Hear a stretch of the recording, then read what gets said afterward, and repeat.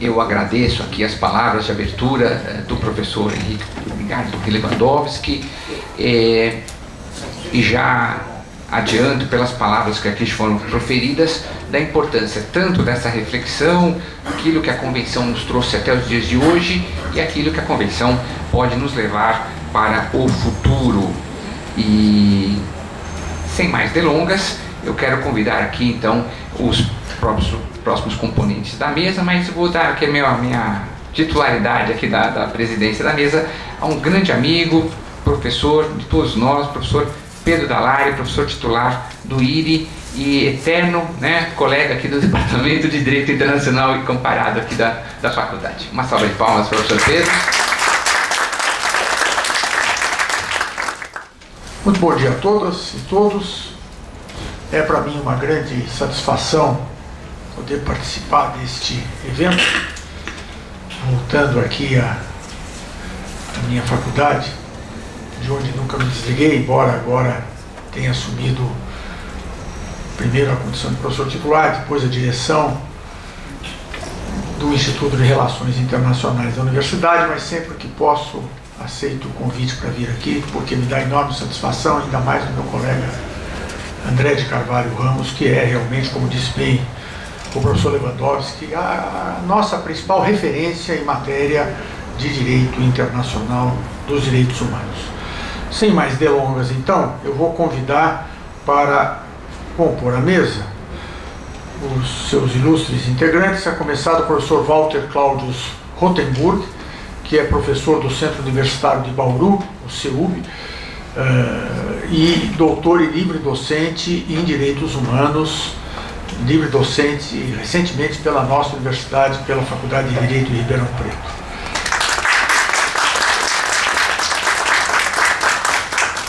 Quero convidar aqui, na ordem dos cartões que me foram passados, a advogada a doutora Renata Lira, que é advogada e associada da Justiça Global. Por favor.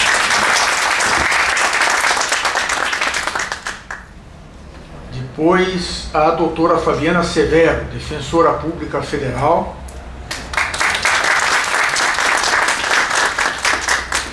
E a professora doutora Heloísa Machado, da Fundação Getúlio Vargas de São Paulo. E a doutora advogada Silvia Virgínia Silva de Souza.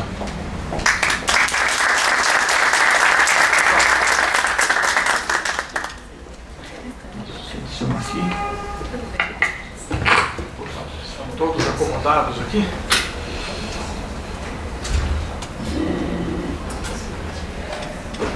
A realização de um evento sobre o cinquentenário da Convenção Americana sobre Direitos Humanos, há sempre uma polêmica se de direitos humanos, sobre direitos humanos, mas no decreto de promulgação presidencial está sobre direitos humanos.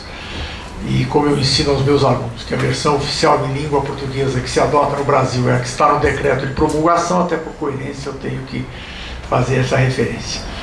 E é realmente um evento muito marcante, cuja história de vinculação foi muito interessante, porque agendada para ser assinada em 69, o Brasil, embora tenha participado de maneira bastante intensa do processo de discussão da Convenção, não a assinou. E é compreensível, vivia-se o período da ditadura militar, a última coisa que a ditadura militar queria era compromisso com a promoção dos direitos humanos. E o Brasil nunca a assinou.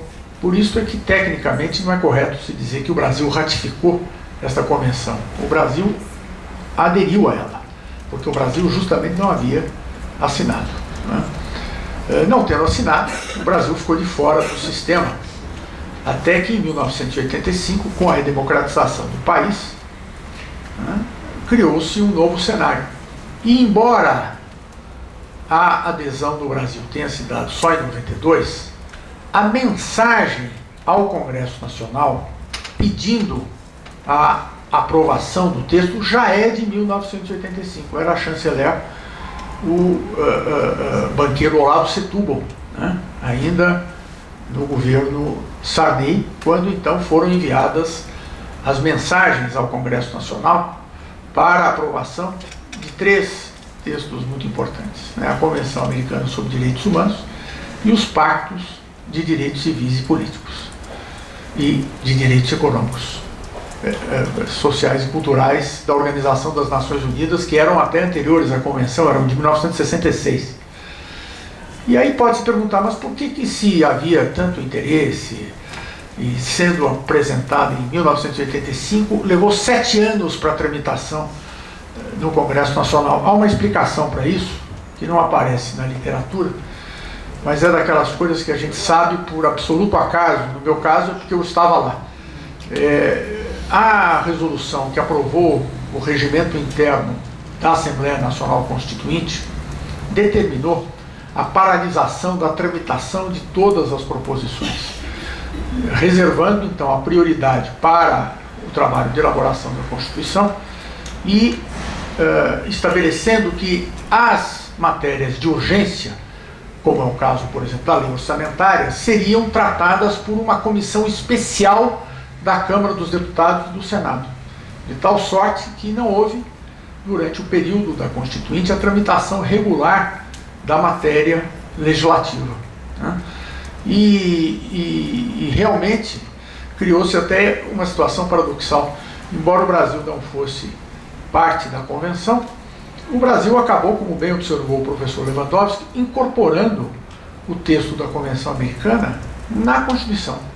Desde a primeira proposta de texto do senador José Paulo Bisol, que era o relator da subcomissão que tratou dos direitos fundamentais na primeira fase da Constituinte, logo após a aprovação do regimento interno, isto ainda em março de 1987, já apareciam as disposições todas da Convenção Americana sobre Direitos Humanos.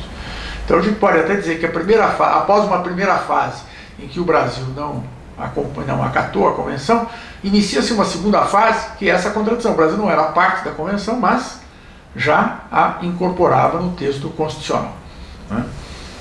Diz que acompanhei muito porque eu fui assessor na Assembleia Nacional Constituinte, então jovem advogado, e acompanhei as sessões onde se discutiu esta matéria que acabou indo para o começo da Constituição. Em 92 veio então a aprovação do decreto legislativo. E aí cabe uma menção muito importante a um ilustre professor desta casa que teve um papel decisivo, que foi o professor Celso Laffer. Era ministro de Relações Exteriores ainda no governo Collor de Mello, né, quando então foram aprovados os decretos legislativos, né, dos 3 textos convencionais, né.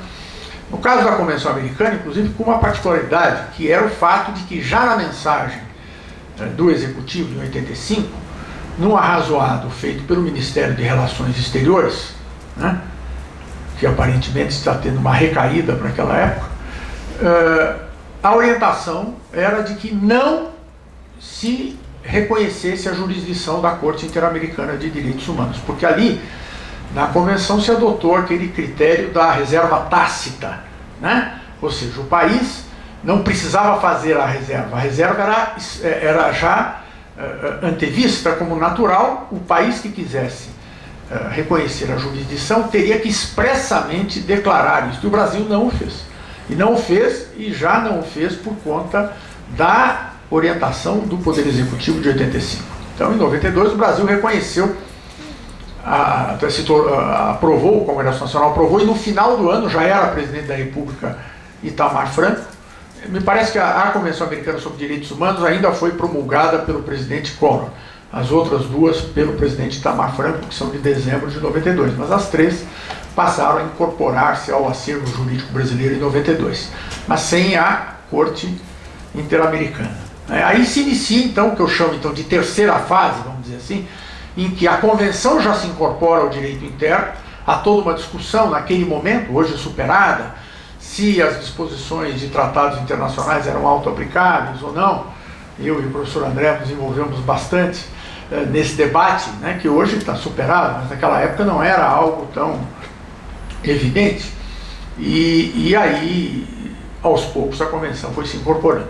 Em 98, quando iria se celebrar 50 anos da Declaração Universal dos Direitos Humanos, 10 de dezembro de 1998, a Organização das Nações Unidas instou os países membros a adotarem medidas que expressassem o compromisso com a promoção dos direitos humanos e da declaração. E a fórmula adotada pelo Brasil foi, então, reconhecer a jurisdição da Corte Interamericana de Direitos Humanos. O decreto, aí se aprovou por decreto legislativo, porque tratava-se justamente da aprovação de dispositivo que o Congresso não havia aprovado. O decreto legislativo é de 3 de dezembro de 1998, e em 10 de dezembro de 1998, o Brasil fez, então, o que seria a adesão aos dispositivos, reconhecendo a jurisdição da Corte Interamericana de Direitos Humanos, o próprio decreto. Bom, e aí é que surge também uma questão curiosíssima que está à espera, não sei se é que já um dos sábios orientados do professor André ainda não pesquisou. Houve um mistério, porque deveria ter sido feita a promulgação deste ato de adesão logo na sequência.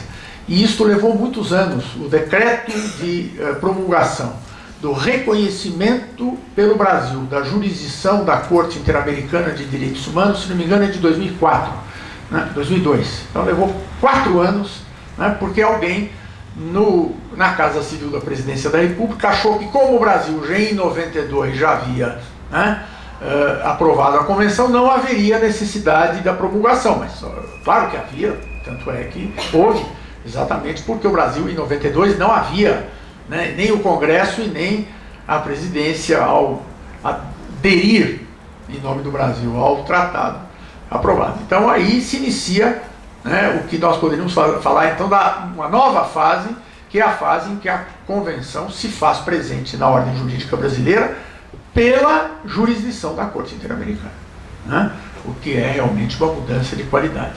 Então é interessante verificar a história como processo, Ou seja, por isso é que realmente, o professor Paulo Casella tem toda a razão, é assustadora essa realidade hoje em que se vê ameaçada essa história, porque foi uma construção da sociedade brasileira.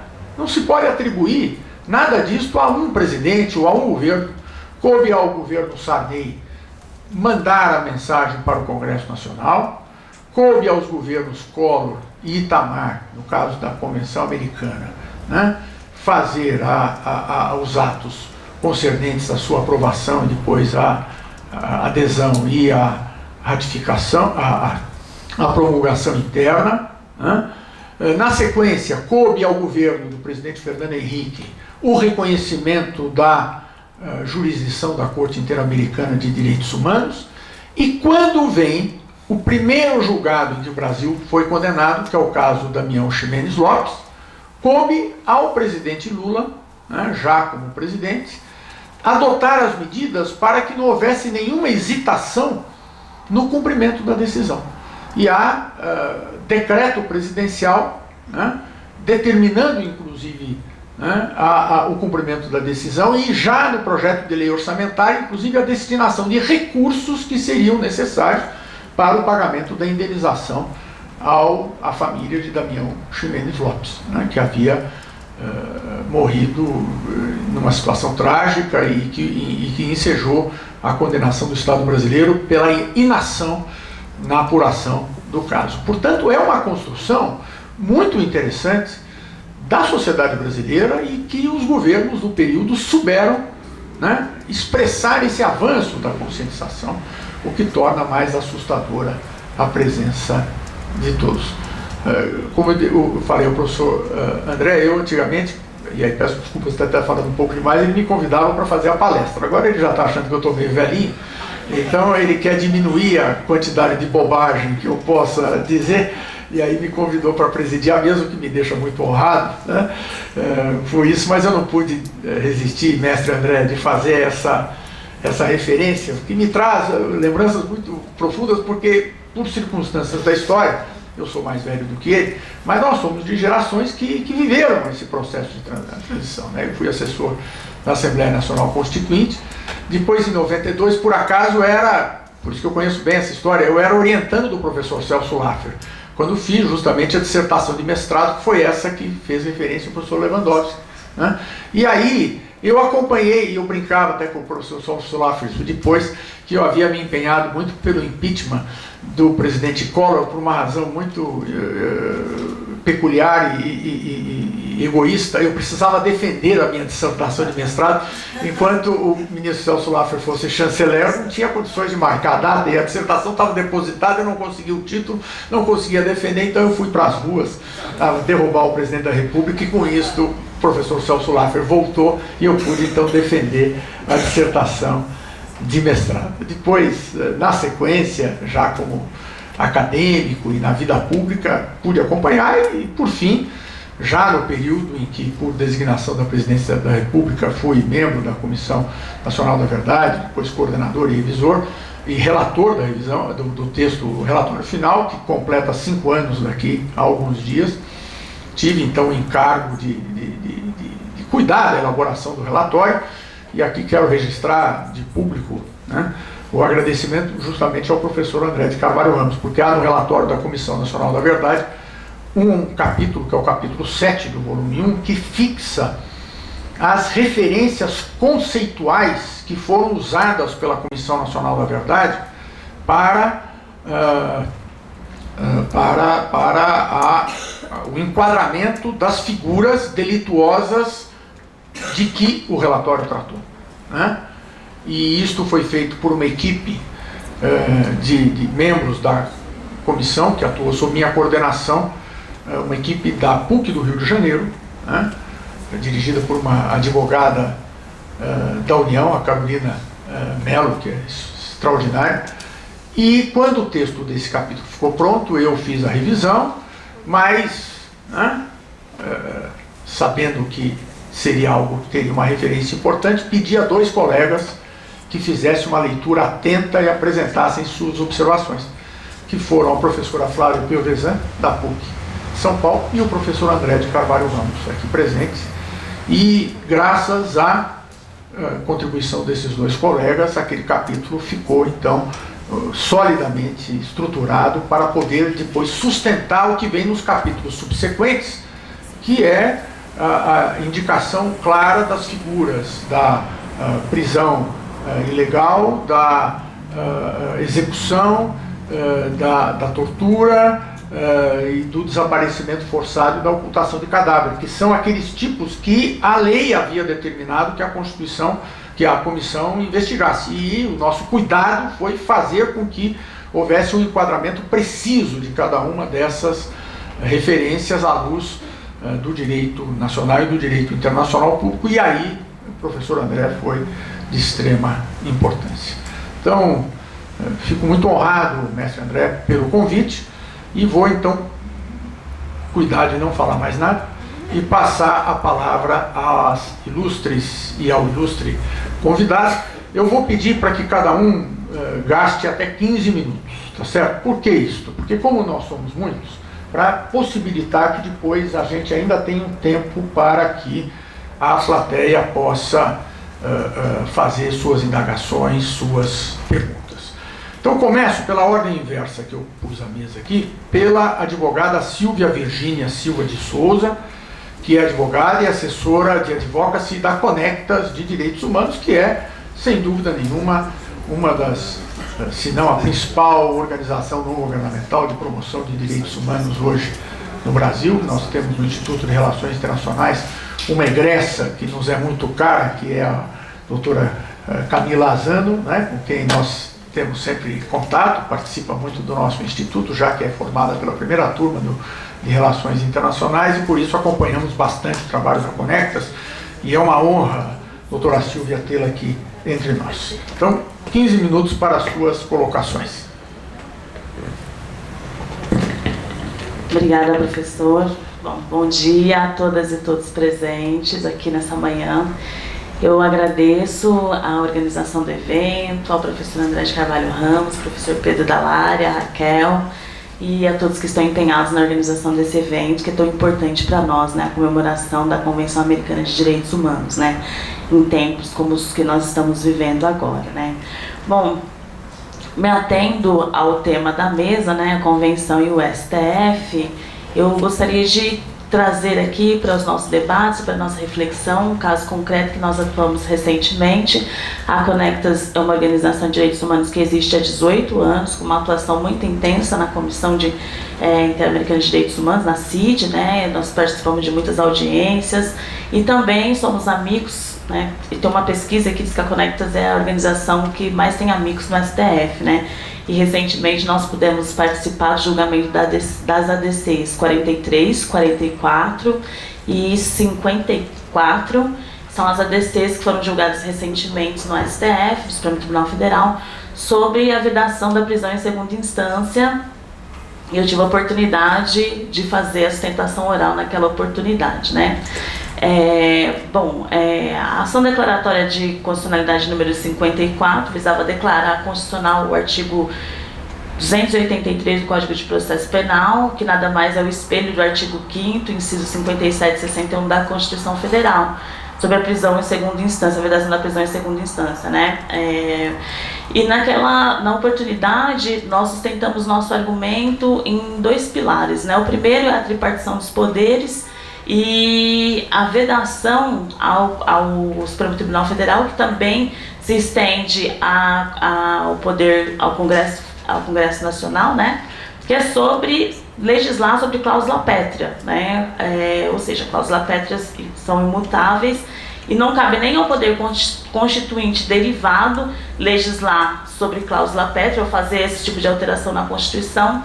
Então, um dos argumentos e que nós sustentamos naquela oportunidade, que foi debatido, é sobre essa impossibilidade do STF fazer esse tipo de alteração nas cláusulas pétreas, né? Uma vez que alterando a redação do artigo 5º, inciso 57, seria uma forma de estar legislando sobre a cláusula pétrea. Outro argumento que eu acho importante a gente destacar e que está na Convenção Americana de Direitos Humanos é o princípio da vedação ao retrocesso.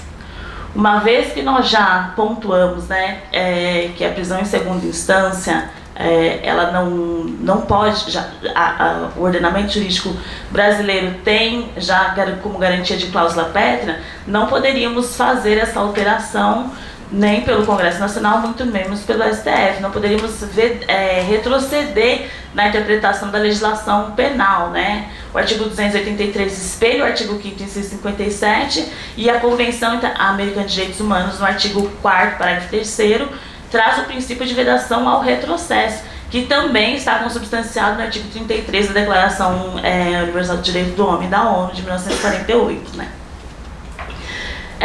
Nessa oportunidade, é muito importante também destacar que um dos pilares dessa sustentação é sobre a manutenção do princípio da presunção de inocência, né? E um grande debate que se deu em torno disso é quanto que se flexibiliza ou relativiza a presunção da inocência, né? Posicionamentos que nós trouxemos e que nós sustentamos é que a presunção da inocência ela não deve ser flexibilizada e nem relativizada. E se todos que vocês acompanharam os votos viram que a convenção ela foi invocada tanto por ministros que votaram a favor quanto por ministros que votaram contra, né?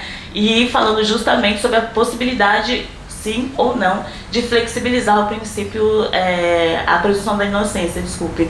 E eu acho que é muito importante a gente destacar o quanto que no cenário que nós estamos, né, e a grande massa, o grande cliente do sistema prisional, que é a população negra, a população periférica, já tem a presunção da inocência relativizada, né? Na abordagem policial, a presunção da inocência já é relativizada. Infelizmente também perante o judiciário, que como foi destacado aqui na mesa de abertura pela doutora Raquel, infelizmente o judiciário ele é composto majoritariamente branco e tem expressões nas suas decisões racistas. Então, diante do judiciário, a presunção da inocência ela já é relativizada. Nós não podemos chegar ao ponto, não poderíamos chegar ao ponto de permitir com que o STF, e a decisão foi muito bem acertada, relativizasse também o princípio da presunção da inocência. E aí, no voto da ministra Rosa Weber, ela citou o caso Soares Rosero versus Equador de 1997, né? Sobre a detenção cautelar, o reconhecimento de que a detenção cautelar o reconhecimento gente, eu não estou conseguindo entender minha própria letra. O reconhecimento de que a detenção cautelar de caráter prolongado violaria o princípio da presunção da inocência. O caso Soares Rosero versus Equador pacificou isso na Corte Interamericana de Direitos Humanos. Então, eu acho que foi bastante importante, bastante emblemático para o contexto político que nós vivemos, né? A Comissão Americana de Direitos Humanos, ela é um órgão político, e para onde nós levamos as demandas de violação de direitos humanos dos estados, né? Que são estados-membros. É bastante importante que nesse contexto que nós estamos, onde a violação dos direitos elas estão se tornando naturalizadas, as expressões racistas, as expressões machistas, homofóbicas estão sendo perpetradas de forma violenta, sistemática, fazer com que o princípio da presunção da inocência, com que a vedação da prisão em segunda instância sejam declarados constitucional, né, que a vedação da prisão em segunda instância seja declarada constitucional, apesar de já estar expresso no artigo 5º, inciso 57 da Constituição, é considerado um avanço, né? É triste dizer isso, porque já está lá na Constituição, já é uma cláusula pétrea, não há discussão sobre isso. Para alterar esse entendimento, apenas uma nova constituinte, né? Mas no cenário que nós estamos vivendo hoje, no cenário político que nós estamos vivendo hoje, nós precisamos de uma ação direta de constitucionalidade para que possa declarar que o artigo é constitucional, né? Bom, eu acho que nesse momento que nós estamos aqui, né, atravessando esse momento no Brasil, e como já foi dito também na mesa inicial, nós temos hoje no Congresso Nacional, e eu acompanho isso semanalmente no Congresso Nacional, vários projetos que, após a prisão em segunda instância, após a decisão do STF, vieram com muito mais força nas duas últimas semanas, tentando alterar. Nós temos uma PEC tramitando no Senado, a PEC 5, temos a PEC 410 tramitando na Câmara, e ainda um projeto de lei para alterar o artigo 283, né? Então, acho que a grande discussão que a gente pode colocar aqui também nesse seminário é como que nós vamos fazer esse enfrentamento não só no judiciário, mas também no poder legislativo, né? Como que nós, operadores do direito, vamos travar essa disputa dentro do poder legislativo também. Logo na semana seguinte que nós tivemos, né, o êxito na ação declaratória número 57 no STF, foi aprovada na CCJ da Câmara a admissibilidade da PEC 410. E o próximo passo é a instalação de uma comissão especial para que possa ser apreciado e uma PEC que altere uma cláusula pétrea. Isso é muito grave, isso é muito sério. Como que nós, operadores do direito, pessoas que estamos aí nos grandes sistemas de defesa dos direitos humanos, seja em ONG, seja na defensoria, vamos nos comportar diante disso? Nós vamos deixar que o processo corra naturalmente? Porque para nós também é um dilema, né? A democracia a gente trabalha pela manutenção da democracia, mas há um projeto de lei e que será instalada uma comissão especial cujo objetivo é violar uma cláusula pétrea. Então eu coloco essa questão aqui para que nós possamos pensar e refletir ao longo do dia, né? Como que nós, enquanto sociedade, enquanto operadores do direito, vamos nos comportar e vamos reagir ou não ao que vem acontecendo também no parlamento. Acho que é uma grande questão para que a gente possa pensar e para que a gente possa encaminhar aí no decorrer do dia, né? Eu gostaria muito de agradecer ao professor Pedro, às pessoas que me convidaram para esse evento, a todos que estão aqui, fico à disposição também para responder qualquer pergunta ao final das exposições. Muito obrigada.